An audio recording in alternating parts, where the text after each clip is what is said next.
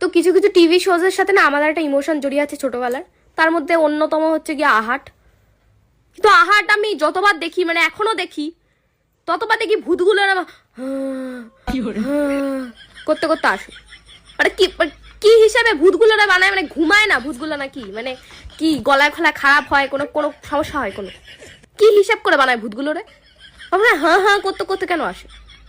আর ভূতের ওই ওই সাদা মার্কা চোখ কমন হয়ে গেছে, একটু চেঞ্জ কর ভাই। একটু সাদা মার্কা চোখ দেখে আর কেউ এখন ভয়, বাচ্চা কাচ্চারাও ভয় পায় না।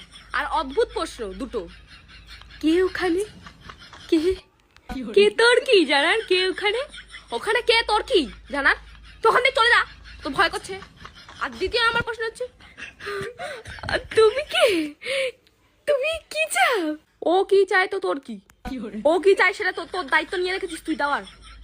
মানে অদ্ভুত এই প্রশ্নগুলো কোথা দিয়ে দেয়, মানে স্ক্রিপ্ট লেখার কি স্ক্রিপ্ট লেখে, সব জায়গায় একই কথা।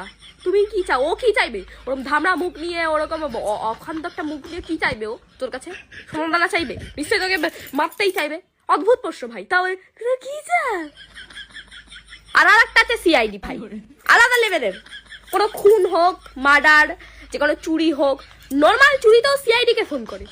পুলিশ কি মরেছে ওখানে? পুলিশ নেই নাকি? ডাইরেক্ট সিআইডি কে ফোন করে।